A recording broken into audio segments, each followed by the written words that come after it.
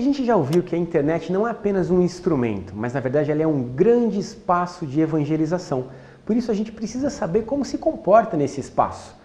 O jeito que a gente coloca as coisas, os posts, ele vai dizer na verdade aquilo que a gente é, aquilo que a gente pensa, naquilo que a gente acredita, ou pior, como a gente de fato vive. E é nessa questão que é importante a gente ter essa consciência de não ficar colocando qualquer coisa dentro das nossas redes sociais, por exemplo. Tem gente que fica entupindo a caixa de mensagem das outras pessoas com corrente, aquelas coisas malucas. E, na verdade, como que a igreja tem que se portar diante desse contexto da cyberteologia? O irmão Paulino, que ele se chama Darley Zanon, ele vai nos ajudar nessa reflexão.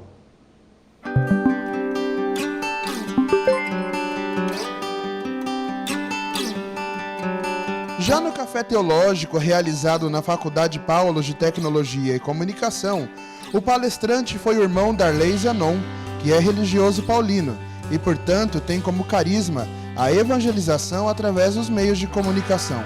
Em sua palestra, ele falou sobre o impacto da sociedade em rede sobre a Igreja Católica, tema esse que também se tornou o título de seu livro. Durante a conversa que tive com ele, o irmão falou principalmente sobre como a Igreja, instituição e pessoas deve se portar nessa sociedade em rede.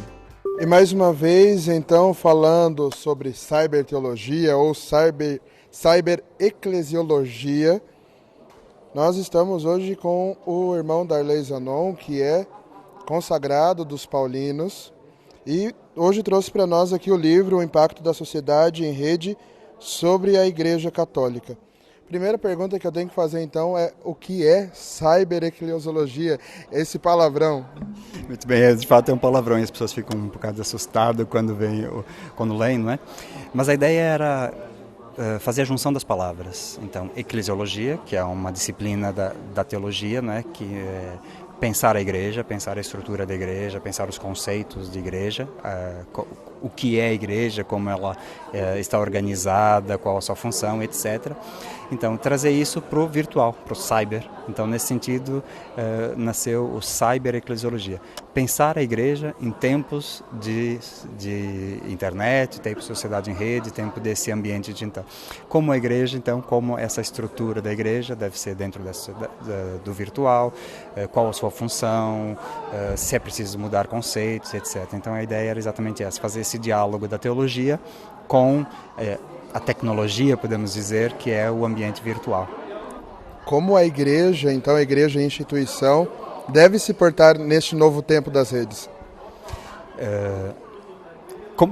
Isso são hipóteses, não é? Porque, obviamente, a igreja é uma instituição muito maior do que aquilo. Então, como reflexão, penso que a igreja deveria fazer um caminho de aproximação da forma como é a sociedade em rede, que é, na verdade, aquilo que propôs o Vaticano II, não é?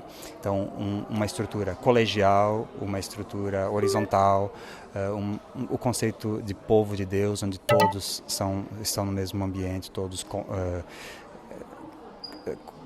desenvolvem funções não iguais, mas as funções entendidas no sentido de serviço só e não de hierarquia, né?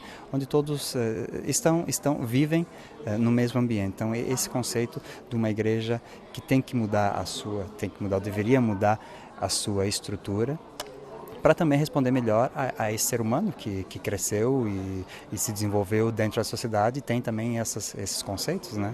Tem essa mentalidade, tem essa visão.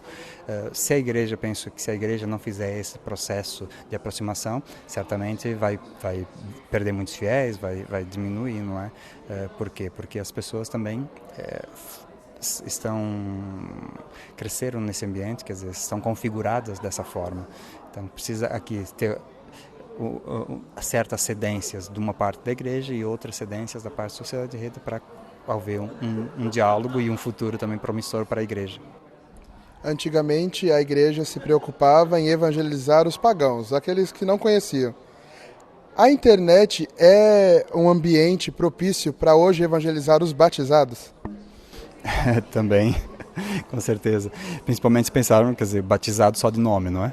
Porque, não sei, 70% provavelmente da população, ou dos cristãos, 70% dos batizados, nunca mais voltaram à igreja, ou não tem uma prática frequente. Então, sim, a internet pode ser uma forma de reeducar os batizados, acho que foi uma das perguntas que falaram nesse sentido. A internet é um ambiente muito propício para a evangelização. Por isso, não é um ambiente para batizar ninguém. Não é um ambiente onde você vai sacramentalizar ou fazer um curso para depois fazer a crisma no final do ano, etc. É um ambiente para evangelização e, nesse sentido, pode ser tanto para aqueles batizados que depois não têm uma prática, quanto para todos os pagãos que também estão presentes nesse ambiente. No livro e também aqui na sua colocação, você falou sobre como se portar, né, no ambiente da internet. Hoje em dia são tantos os assuntos, em especial aqui no Brasil, tratando do assunto do aborto, da ideologia de gênero. Como o católico, então, se porta em assuntos polêmicos como esses, sem deixar de ser católico?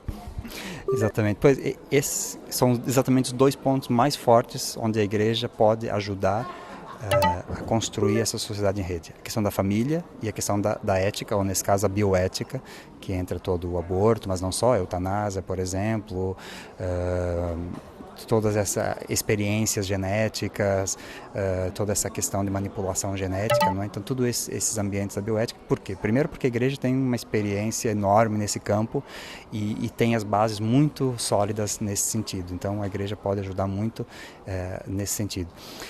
E no outro aspecto, da questão de gênero ou da nova configuração da família, penso que aqui também a igreja tem uma experiência enorme nesse campo e é preciso diferenciar a forma do conteúdo nesse sentido.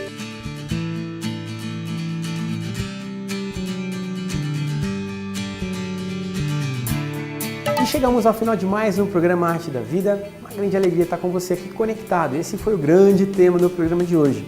E por falar em estar conectado, quero reforçar o nosso convite aqui a que você seja conectado com a Aliança de Misericórdia. Como? Através das nossas redes sociais, do e-mail e também, sabe como? Das nossas casas de missão. A gente vai ficar muito feliz de encontrar você por lá. E eu fico muito feliz de ter passado esse tempo com você. E eu quero desejar a você uma semana excelente, cheia de alegria, que o seu coração vibre cada vez mais quando você estiver conectado, não somente com as questões tecnológicas, mas quando você estiver conectado com a vontade de Deus. Um grande abraço, a gente se vê no próximo programa. Tchau, tchau!